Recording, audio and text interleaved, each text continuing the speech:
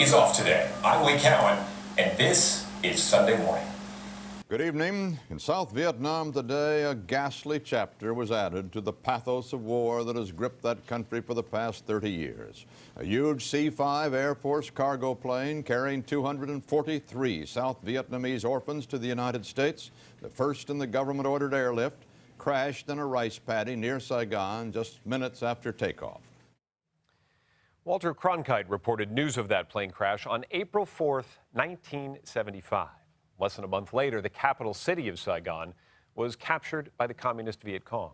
By then, many more Vietnamese orphans had been flown out of their homeland, and now Barry Peterson tells us that some of those children, long since grown up, are coming home. This is holy ground, Kumbaya. They have come to remember that terrible day in that terrible war. Some of those put aboard the plane had been born only weeks ago. Most seemed to be between the ages of 2 and 8. There were pieces of wreckage scattered across a half a mile of rice paddy. Shirts, books, diapers, all too grotesque to describe further. Holy ground, Kumbaya. The crash killed 138 people. 78 of them were children. Holy ground, Kumbaya. As we read the names of our beloved dead, But orphans continued to be evacuated until the frantic end of the Vietnam War. In all, some 3,000 children came to the U.S. Like Toby Snyder, barely 6 pounds when she came to America. I have a real love for life, and I don't know if that has anything to do with it, but I am a survivor. I'm a fighter. And Stacy Meredith, given up by her mother when she was 2. As a child, you just don't understand how a parent could ever let you go. do not stand at my grave. And Sister Mary Nell Gage volunteered at the orphanages starting in 1973. one of the first things that I remember seeing was one of the little children reaching out from the crib and grabbing a cockroach to play with it. And I was horrified, but then, you know, pretty soon this is the way it is. These are the cards that are dealt. The Vietnamese say hundreds of thousands of children were orphaned by the war. Of those who came to America, some had lost their parents, or there were children who had American fathers that Vietnamese families didn't want. But most babies came with no story. We had children who were found in the market, found on a bus, Just left. and then the police brought them. It wasn't just a moment in time, but we're bound forever. She thinks it's like a little village. Yeah. For 20 years now, Sister Mary Nell has been guiding orphans back to Vietnam and to the orphanages where they were babies.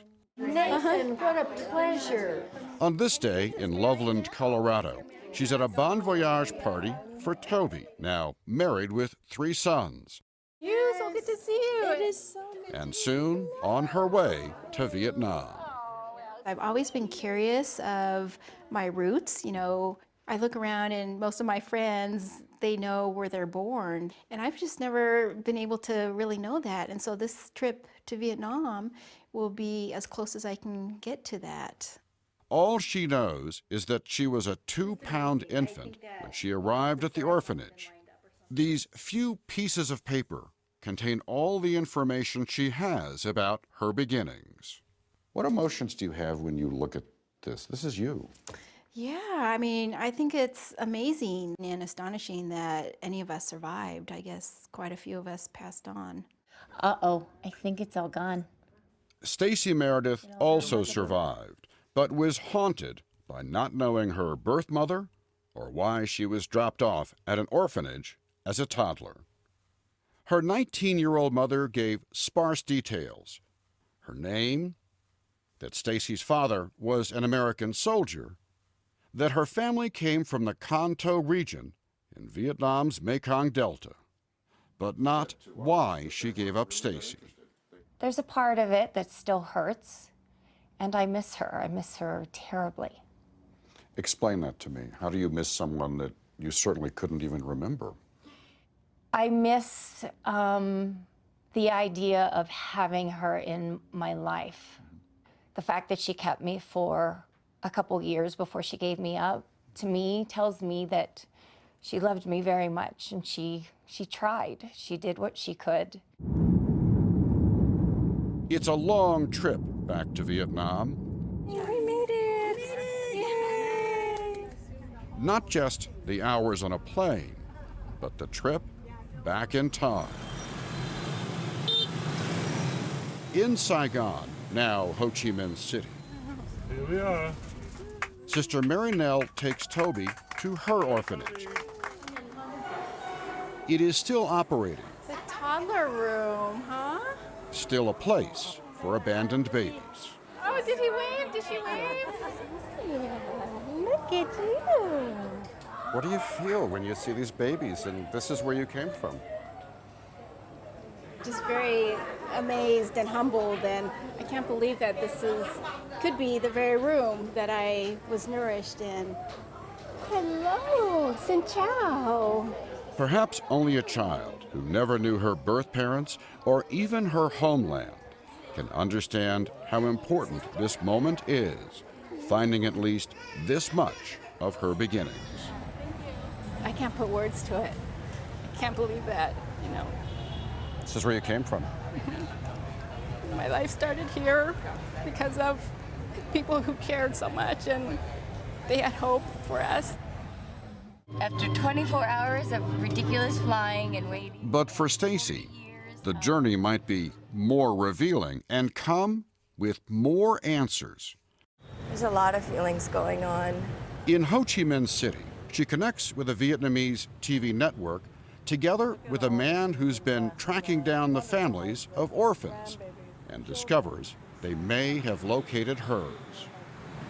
I'm scared that it's not them. I'm scared of getting my heart broken. To meet them, she and her husband Peter travel to Can Tho, 100 miles to the south. But what might be the best of news is also the worst. Your uncle. If this is the right family, then No Tay Diep, who may be her mother, died of cancer. Stacy has a great likeness to her mother, says Uncle Hai. Her aunt says her mother always missed her, that she tried all her life to find her. Please tell them that I'm sorry, that I'm too late to meet her.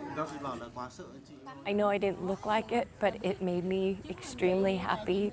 I got a lot of answers at that moment. Like what? That she loved me, that she thought of me, that I wasn't just an accident. I wasn't an inconvenience. But there is still one big if. If this is really her family. I need one of you to fill this out for me with their information. Stacy takes DNA samples from Uncle Hai and a man who may be her half-brother.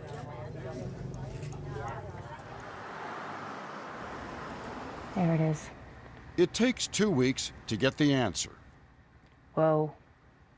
The DNA is a match. Uncle Hai and my brother are very, very close matches. I think you have a family in Vietnam, Stacy.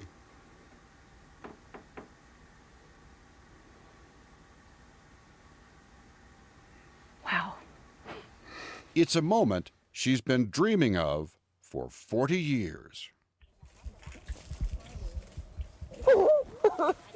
In Vietnam, she went to the grave of the woman she now knows is her mother.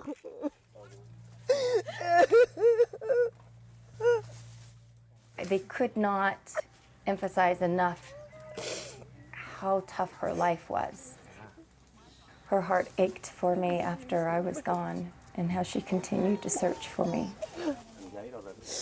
Can somebody please tell them thank you for being here and welcoming me into your family? It took 40 years to complete a journey that started in a war and led to a new life and ended back where it all began,